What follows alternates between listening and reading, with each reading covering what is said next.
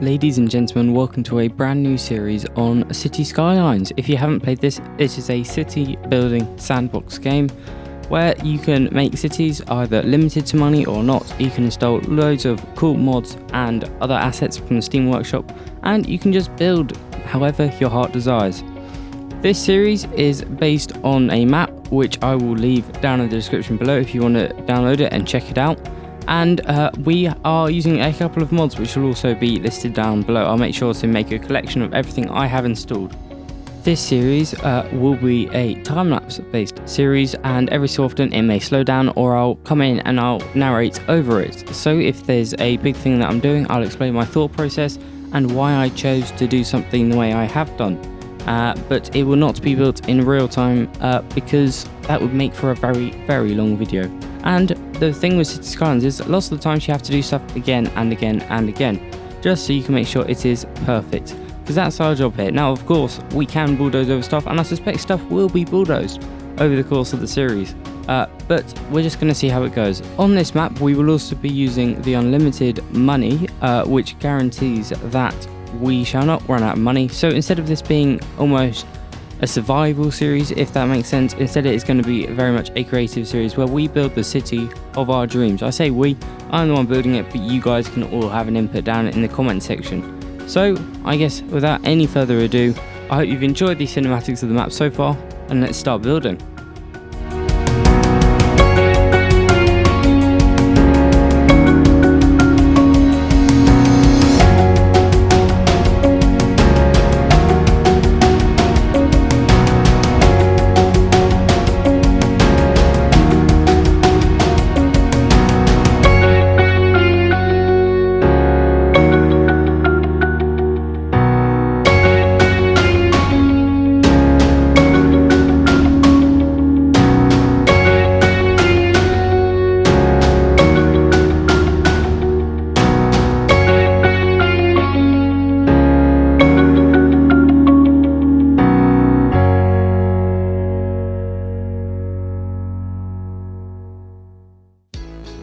So first off, we are starting at this pre-built intersection. As you can see, we have an island here, and my first thought was this area looks like it could be good for an industry. So I grabbed myself some industry roads because this is all farmland right here. So I originally went with this one-way system. As you can see here, I'm just trying to make sure I get it in the right orientation.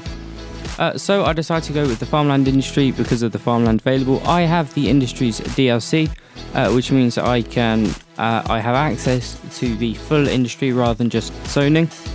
So I'm using that. That's where the industry roads come in.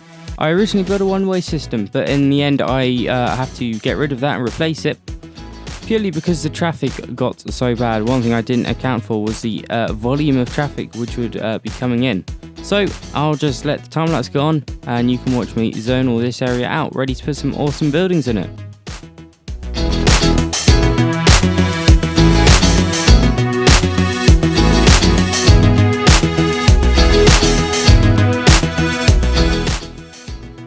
But before we do that, I need to create a residential. How could I forget?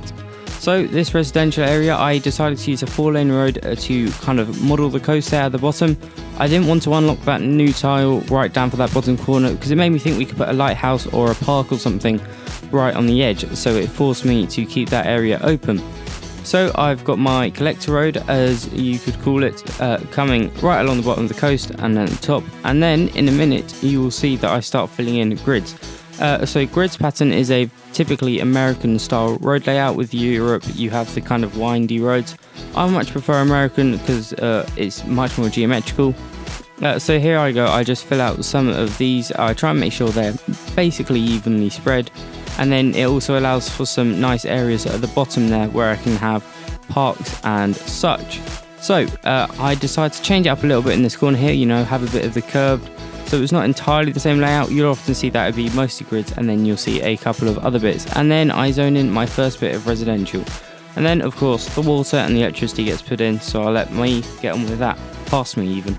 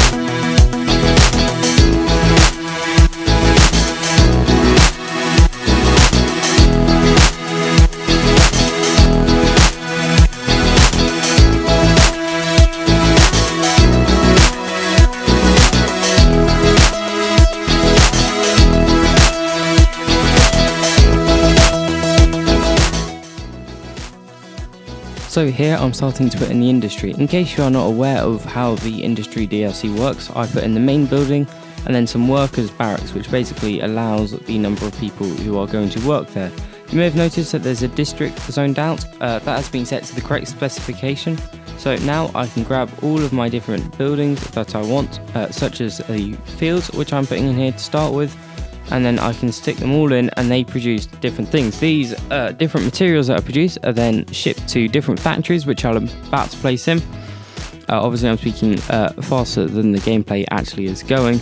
But once these materials get shipped to the factories, they can then be exported either via a cargo airport, which you'll see later, or via a train station, or just simply by lorries, which is probably why there was such a big traffic problem. But anyway, this is how it works. So enjoy watching that.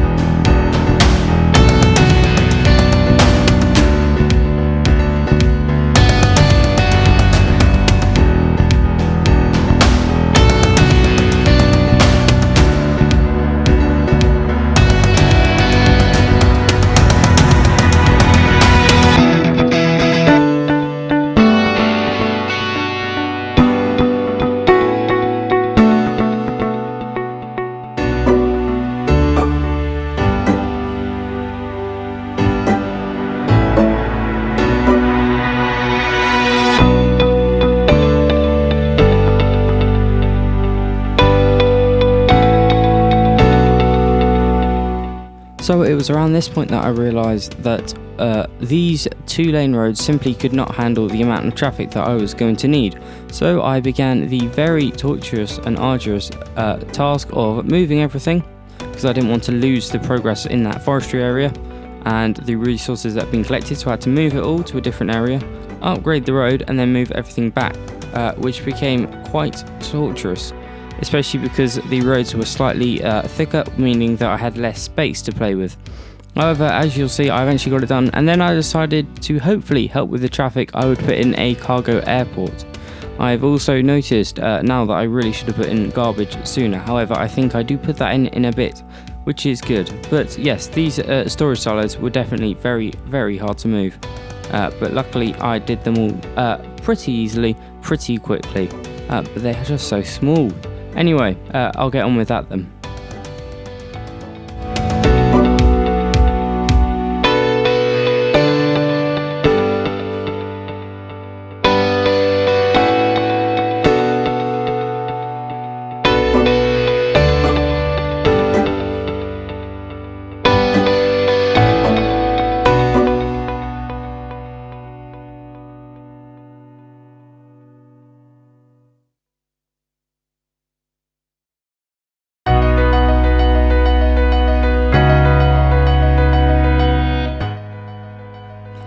So you may have been wondering what all these different lines are. This is the Traffic Manager President's Edition mod, which you may have just caught a glimpse of, and that basically allows me to determine where traffic goes, which means that I can do helpful lane control. And here we are, I'm just putting in the recycling as well, so hopefully, as you can see, the traffic will start to clear up. just a bit. So I'm taking a cautious look at the traffic routes and making sure that lorries aren't going the wrong way. I realised I made a slight mistake here, so they were actually having to go a really long way round. So once I fixed that, that also helped the traffic slightly as well. I did try at one point using asymmetrical roads, but in the end they just didn't work out, and I much prefer the look and aesthetic of the industrial roads. And the asymmetric roads weren't working as well anyway, because there was no particular one direction where they were going.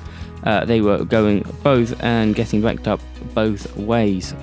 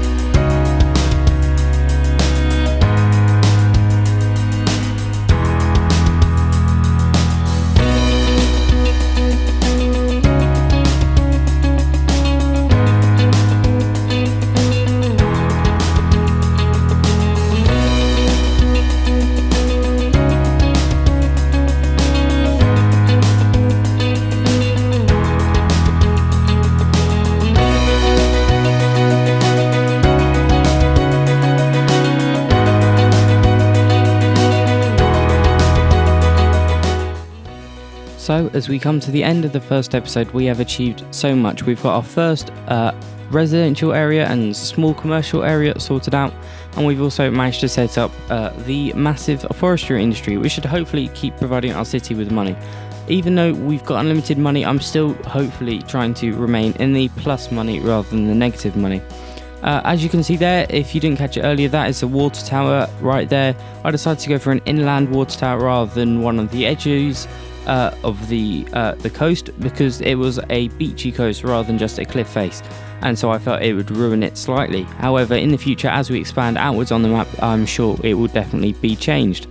But there we go, there's a nice view onto the industrial area. I'm really happy with how this turned out, and I will catch you on the next episode. If you've got any suggestions, make sure to let me know in the comments below, and I will see you all next time. Techno4 out. See ya.